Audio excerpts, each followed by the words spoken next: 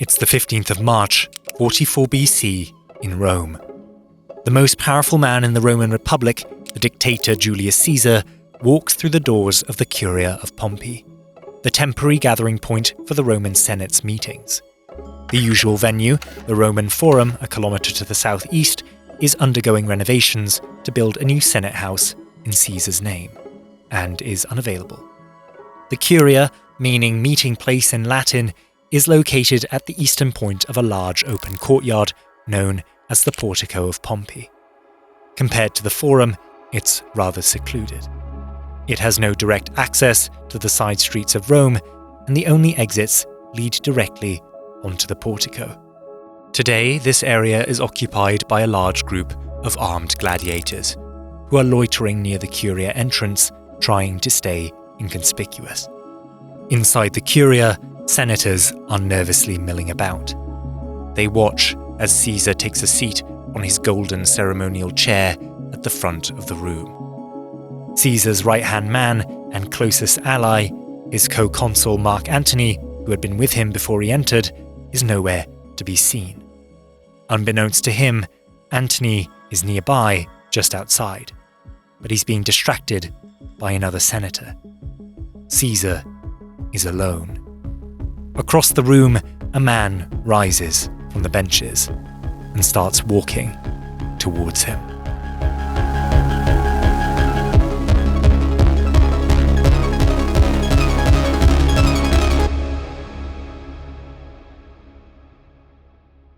But first, this video is sponsored by Odoo. This is a toga, by the way. I'm doing this in a toga. I'm committing to the bit. The all-in-one management software that provides entrepreneurs with more than 45 applications to simplify the day-to-day management of their business. I know it's not very historically accurate, but I deleted Twitter so no one can criticize me anymore. Today, I'm going to use Odoo's e-commerce app to create a web shop to sell wine from a fictitious Roman winery. I'm going to say I want an e-commerce store for my wine business, with the main objective being to sell more wine. Then I'll pick my color scheme and add pages and features. Now I just need to choose the layout and product page, and finally I'll pick the theme I think will attract the most customers. Now all I need to do is define the product I want to sell. I'll grab a picture of some wine and voila, I have an e-commerce store. Using Odoo's customization tools, I'll make a nice homepage to target Roman landholders with an attractive selling point. And now I just sit back and watch the sales flow in.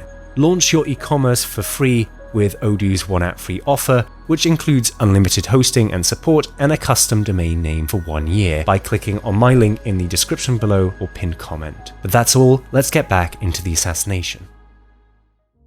To understand Caesar's death, we have to understand how he got here. In the eyes of Rome's political elite, Caesar had grown too powerful. Over the course of an almost 40-year career, he reached Rome's highest public office, consul. He conquered all of modern-day France and Belgium and parts of Switzerland, Germany, and the Netherlands. By all accounts, he was a military genius, and charismatic too. His armies, comprised of Roman legions, became loyal to him and only him. His many victories with them made him fabulously wealthy. Finally, he had a habit of pandering to the masses, opposing unpopular policies and presenting himself as a man of the people. He became very popular, perhaps too popular.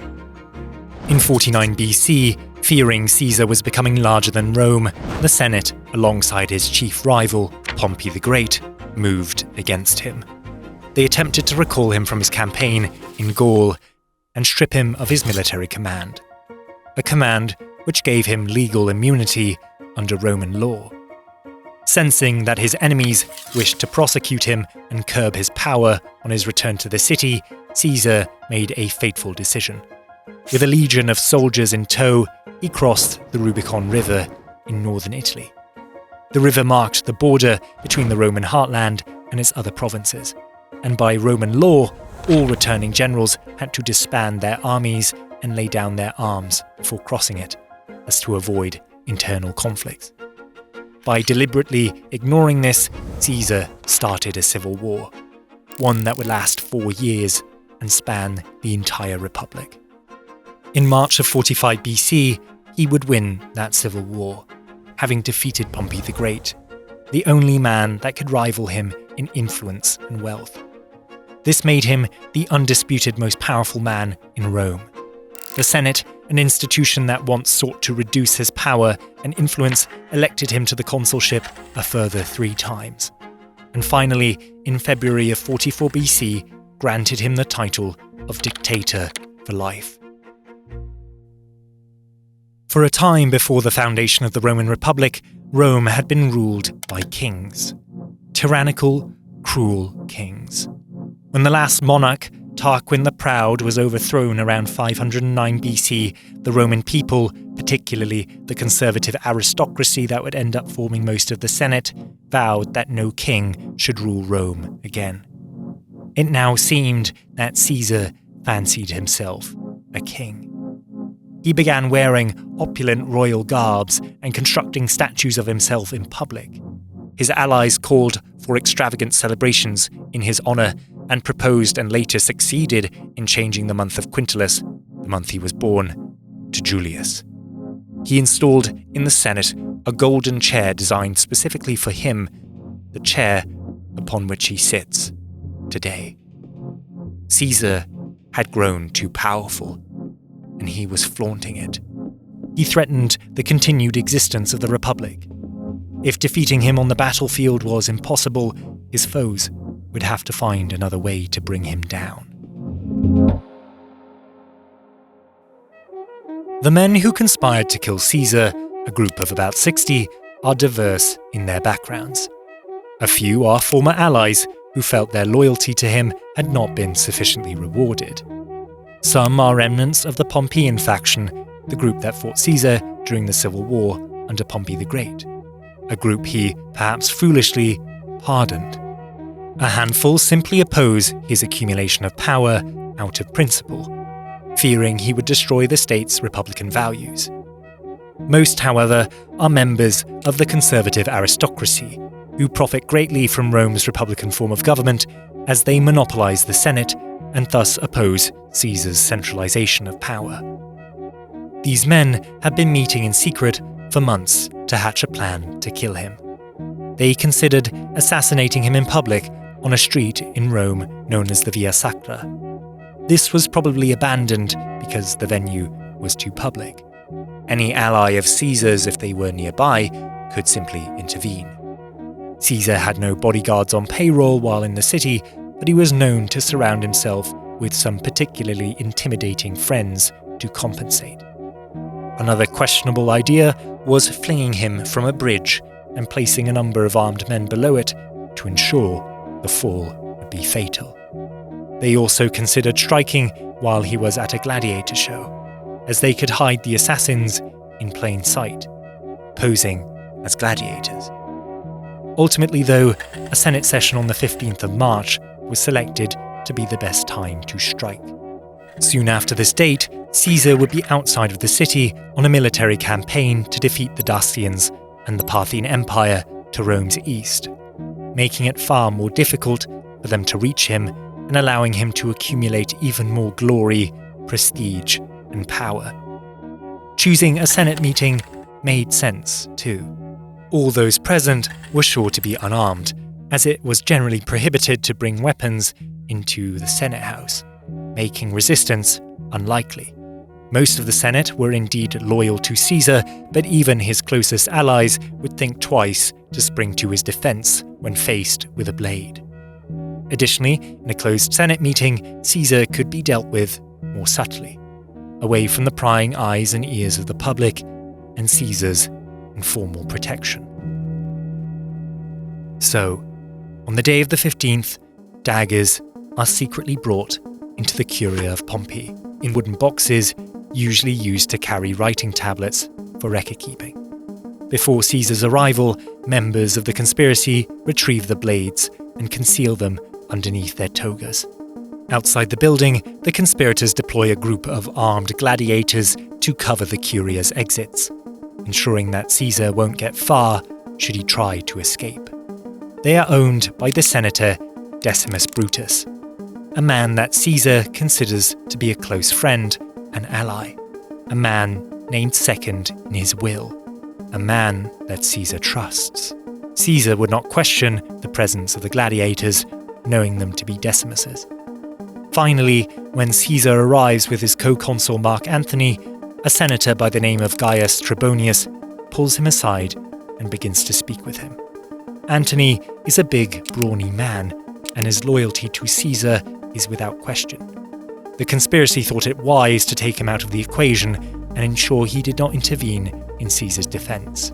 Though the conspirators originally considered murdering the both of them together, they thought the optics of killing Caesar alone would be better. It would appear like the just killing of a tyrant, and not an arbitrary massacre. The stage is now set. All that remains is for the signal to be given. That signal is Senator Tullius Cimber. As he marches towards the dictator, he exclaims loudly that Caesar should pardon his brother and return him from exile. Suddenly, dozens of other senators rise from their seats, and they too start approaching Caesar, shouting words of support for Cimber's request. The senators circle him like sharks in the water, growing ever closer, until Cimber thrusts out his fist and tears Caesar's toga down, revealing the tunic underneath. Startled, Caesar recoils and shouts. Moments later, the senator Publius Casca strikes the first blow from behind, with a dagger thrust that grazes Caesar's shoulder.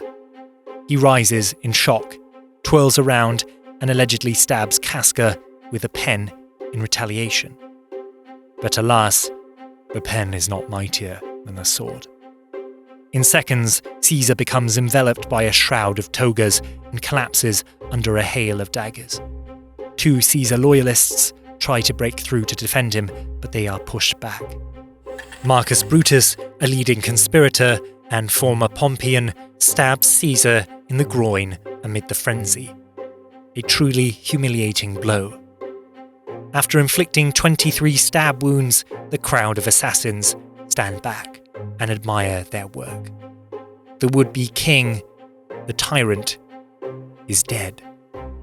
In a twist of irony, Caesar would bleed out beneath a statue of his former Civil War rival, Pompey the Great.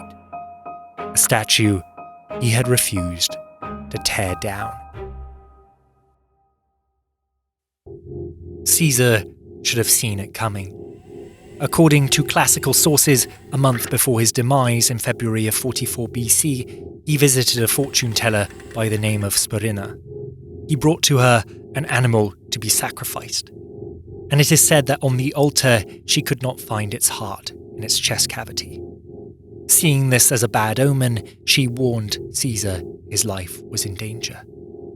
The next day, when he returned again with a different sacrifice, she was unable to find part of its liver. From the entrails of the animal, she divined that Caesar would come to great harm on the Ides of March, otherwise known as the 15th, the midpoint of the month. But that wasn't all.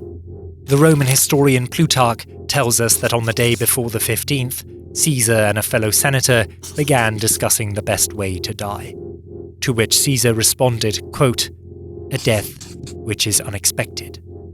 Ominously, later that evening, when he and his wife Calpurnia were asleep, the windows and doors of their bedchamber flew open simultaneously, rousing Caesar from his slumber. His wife was yet asleep, yet she tossed and turned, muttering something under her breath. The next morning, upon waking up, she begged Caesar not to attend the Senate meeting, for she had dreamt their house had collapsed and seen visions of her holding Caesar's bloodied, lifeless corpse.